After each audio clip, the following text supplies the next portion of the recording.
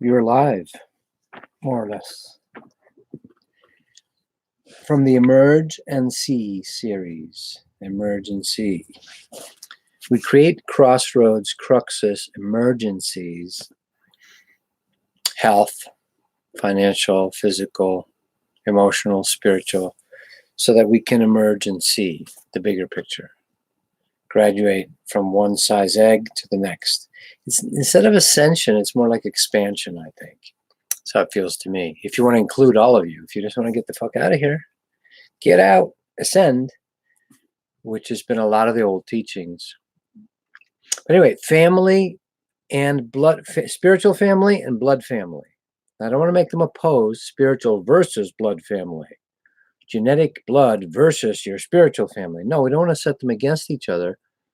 But there are some common themes that go on when you're starting to emerge and awaken and spiritually awaken with dealing with your blood family. Blood family is survival oriented, tribal.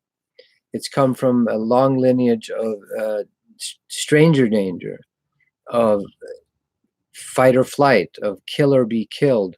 There's been a lot of programming on Earth in the last recent history, the last 300,000 years. There's longer history on Earth of having to survival of the fittest. And so we banded together in tribes and bands. Husband, husband, means bound to the house. The ring is not through your nose, but it's around your heartbeat finger, right? I can see how destiny is sold by a little band of gold. My heartbeat wraps around your finger. Now, whether Sting is conscious of that or not, I don't know. I think he is. So we become housebound. In the Viking times, husband meant you were chained to the house. You weren't allowed to run off on adventures and go raiding. That's where we get the word husband in English. Sorry to tell you the truth, but that's how it goes. So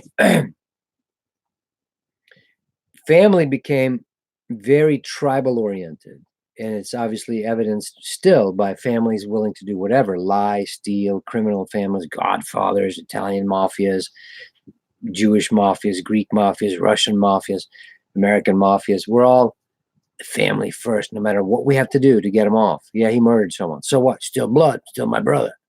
That's family. That's blood.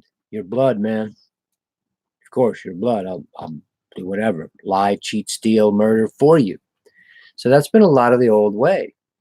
And when you start waking up spiritually, you're moving into a larger family, the human family, the galactic family, the family of spirit, the family of being.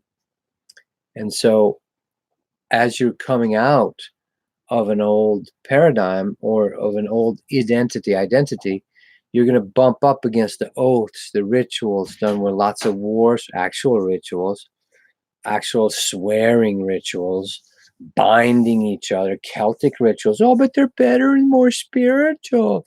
The binding of the two arms, you wrap it around them, and you cut the blood and mix the blood. These are oaths, physical blood rituals that we bind souls to each other. Now, this has been misused by a lot of, shall we say, archonic denial vampire energy spirits. They want to be bind you to them by rituals. Most of marriage is still this kind of sycophantic, sometimes from both partners. Sometimes one is more the feeder and one the other giving the energy. So most of marriage, but see, you gotta understand there's nothing wrong with it because it's better than chaos. When you have total chaos, it's just Genghis Khan and rape, murder, kill, right? Mad Max. So marriage and organized religion is better than Mad Max. But it's still bound and controlled. It's like the cattle are safe, but they're inside the enclosure. Most of our civilization today is the cattle are relatively safe, but they're bound inside the apartments. You're mentally apart from each other in little housing, chicken coops, human coops. And then eventually the harvest guy comes which is called wars, which is orchestrated by the Grand Masters, Archons, Illuminati, whatever you want to call it, cabals, to harvest the fear and the terror energy off of you through wars. You're a managed population. So when you're going to get free from that, every teacher will tell you with examples, a man shall leave his father and a woman leave, you're leaving the family. You're not bound by oaths and blood oaths. Really? Feels kind of creepy to me at this point, right? So getting out of family, you're going to run up against misunderstanding. Whether you're a Jesus, Krishna, Buddha, are you kidding me? He left in the middle of the night with a young wife and a 1-year-old boy. Jesus says, come out from your families. It's that bound thing. The wealthy man has the hardest time getting into heaven. Why? Because they're bound by not only the family, but the money. They're passing on the money to each other. So on a spiritual path, you're not going to be understood by those who can't vibrate unless they have their heart enough. The brother is going to, I've not come to bring peace, Jesus says. I've come to bring a sword, separate the wheat from the chaff. I will set brother against brother, father against son, mother against daughter. What's he talking about? He's the Prince of Peace. It will appear that way because when you're coming out of the programmed world, you will not be able to understand what they do. Why does Moses curse or Jesus curse the fig tree? It doesn't make sense to a linear, Cartesian, materialistic, blood family bound, programmed, matrix bound mind. Doesn't make sense. When Sai Baba was 13 and miracles were starting to happen all around him, his father freaked out one. He's a little village in South India, picked up a giant bat stick, said, are you a demon or are you God? And he was going to beat him in front of the whole village. Totally normal. What do you think Jesus went through with his family? What are you doing out there?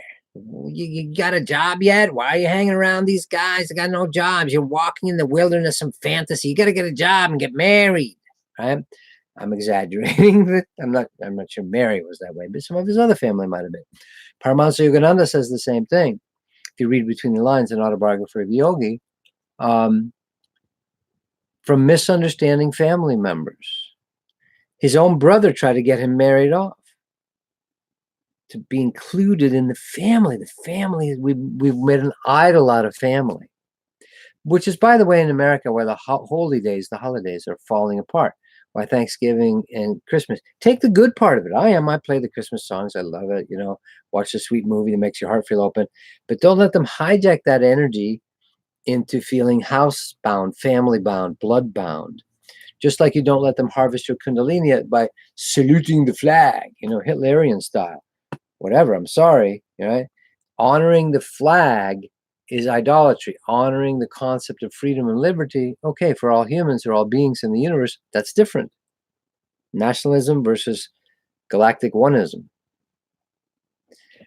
So on the way, you're going to run into troubles. One of Yogananda's master, Lahari Mahashaya, decided to be a householder to try to show that we can be yogis and be in the world. You don't have to renounce everything and have a weird begging bowl and all that. And the sadhus and change your name and that kind of stuff. Sannyasins. You don't have to do that. Well, Lahari Mahashaya had 2 sons, twins, that became very advanced yogis themselves. But one night early on in the marriage, or after he'd met Babaji, Lahari Mahashaya, and very advanced yogi, Lahari Mahashaya, but his wife, who's totally into the programming, one night says, I don't know why you sit in the front room with all these hanger-ons I don't know what you're doing. You should take more time to provide more money and things for your family. She's telling this to Lahari Mahashaya. At which point, he rose off the floor, dissolved into light, spread himself across the ceiling, and a booming voice came out of the light cloud that said, can't you see I am nothing? How could a nothing like me provide for you? And she fell in terror, like the disciples do in front of Jesus. Whenever there's an actual manifestation, we kind of we freak out, whether it's a UFO appearing or an ascended master or a living being or, a pillar of flame, whatever. It's usually most people black out because we can't handle it. It's a very loving spiritual morphine mechanism, actually. And she comes back and says, and then he says, bow to these other angels. These angel beings, these enlightened beings appeared, and we're actually worshiping or bowing or honoring Lahari Maya Shai. And he said, woman, at the time, old 1870s stuff, honor these beings. And then after he came back, she said, we will no longer play the game of husband and wife. I see this as a much bigger mission for you. And she started doing her own sadhana. And he said, besides, one of my spiritual sons will provide for you. Sure enough. So she was taking care of money, which is the mother and the woman fear, right? Of course, to provide for the children. But there's tons of these stories all over the place. So if you're awakening and you don't honor family as an idol, you're going to bump up against family programming beliefs. You know, Sadhguru, same thing. You know, his family didn't understand them. You want to be a doctor, you know, whatever, right? Normal stuff, because they're trying the best they know how to help you. In one of our courses once, years ago, we had an Italian man, very beautiful, strong, big. Women all loved him. And his big core issue was, I never knew who my real family was. I was adopted. Well, during the course of the course, he realized, wow, I'm such an open-hearted, family-oriented person. If I'd been born into a big Italian family, I would never been able to get out of the matrix of that family, because I would have wanted to caretake and rescue and make sure my sister's okay, my brother's doing okay financially. I would have been the caretaker of the whole family.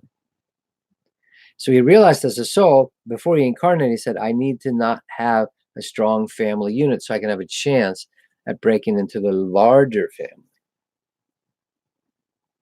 So on the spiritual path, if you feel uncomfortable during the holidays, and I don't have a family like they show on TV on the Huxtables. Now, you know the Huxtables, all that stuff's a total lie. Leave It to Beaver, really, Ozzy was, you know, a heroin addict. Bill Cosby was, you know, a pretty creepy sexual abuser. Father Knows Best. Rock Hudson, gay. Diana Shore, gay. I think it's true, right? So all that lies that you're being fed by an image worship society lead me from the unreal to the real. And the larger family, we're right in the breach right now. The baby's being born. Earth is in birth. So it's some suffering is going to go on around family stuff. I'm just getting out of it. Even we had very little. My dad was a scientist. My mom was an artist. But all that programming around the holidays, you know. Here's one thing I always loved. If you've never read this, I read this in the 70s or something as a kid, you know, Illusions by Richard Bach. Beautiful book. And in here, there's one thing from the Messiah's Handbook that I always loved. Okay, let's see here. The bond that links your true family is not one of blood, but of respect and joy in each other's life. Let me read that again. The bond that links your true family is not one of blood, but of respect and joy in each other's life. By the way, this is if you want this to be the 666 Illuminati symbol, which is a recent phenomenon of fear porn, go for it. It's an ancient yogic mudra that is about making a point. It's a transmission of wisdom. That's how it's used. Look at Buddha using it. Rarely do members of one family grow up under the same roof. The bond that links your true family is not one of blood, but of respect and joy in each other's life. Rarely do members of one family grow up under the same roof. See through the illusions. It's not easy. It's taken me a long time. Still, some of my master teachers, they don't participate much in the world. They are truly not even in the world. They're not of the world or in the world. And that's quite a thing to try. So give yourself some kudos, some heart, some love, some belly, and some heart love during these holy days. If you're triggered by feeling sad at how fucked up your family is, I want to offer, there is a place where you reach and understand the human drama. But even Sadhguru being asked about why his wife died and gossip about his wife dying, people can't understand. In India, they're very family clusterfuckish. Jews, Greeks, Italians. little up north, it's a little less Germans and Swedes and, Australians, but it's the same all over the world, really. We have, and to give ourselves peace with it. And I'm going to end a little early here. It's understandable coming out of chaos that we needed tribes. And this is why women are so still programmed. I need a man in my life because the man will keep them safe and the baby's safe, right? Or money nowadays. We've transferred the patriarchy to money, worshiping of money. So let's honor the old, forgive it. Stopping of the wheel of karma is through forgiveness. I see your role keeping us safe. But now we're evolving into something else. We're not going to be stuck in 7 crashed chakra systems as humans. We're going to evolve into the 12 strand, the 12 chakras, the 112, 114 chakras, and so forth. Cosmic awakening. During this time, there's going to be a birth process. Earth is in birth. So I honor my old families and the way I did it. It can actually become fun. Here's the surface, the identity, the karmic identity, ego. And behind that, there's a soul. Good friend of mine who's been a helper for me he said once he's sitting in Seattle in a restaurant, and he sees these two families that know each other. They're like fighting, the brothers and sisters. It looks like they're about to throw shit at each other. All of a sudden, he said God shifted him to seeing their souls right above them, as well as them yelling, fighting, drinking, right? And he saw how all these souls were aware of the game. And we're actually really enjoying the dance macabre, this illusory dance.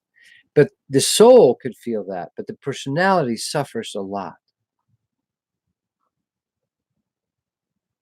Make that your goal if you want to.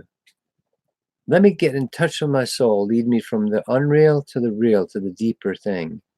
Then you can see all the drama, trauma, and karma on the surface, but it doesn't own you. You're in the world, but you're not of it. All right, much love.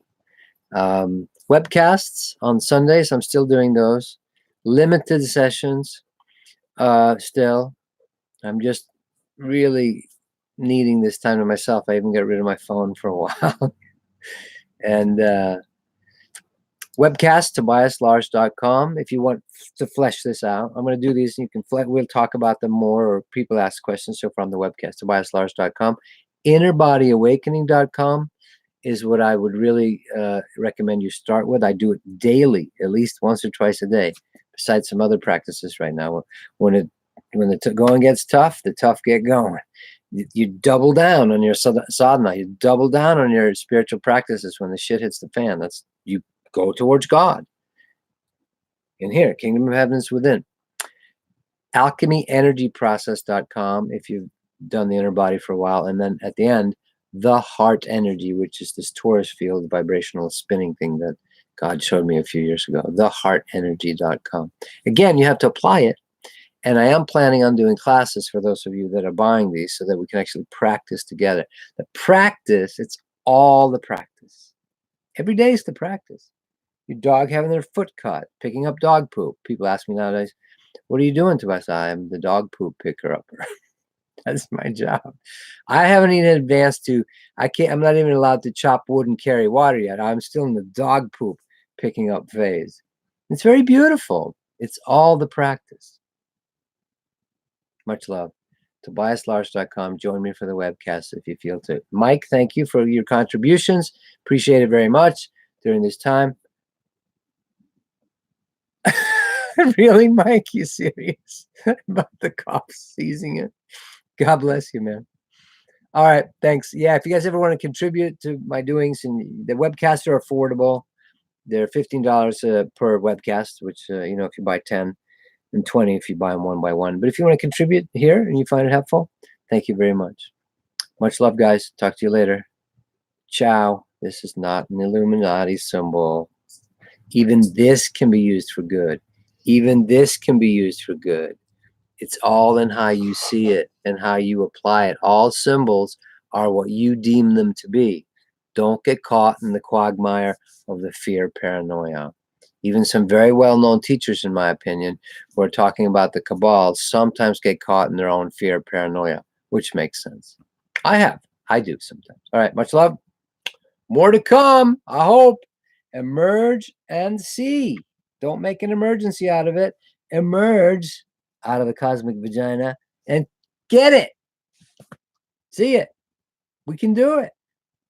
It's hard, but if you stick with it, it gets better and better. More later.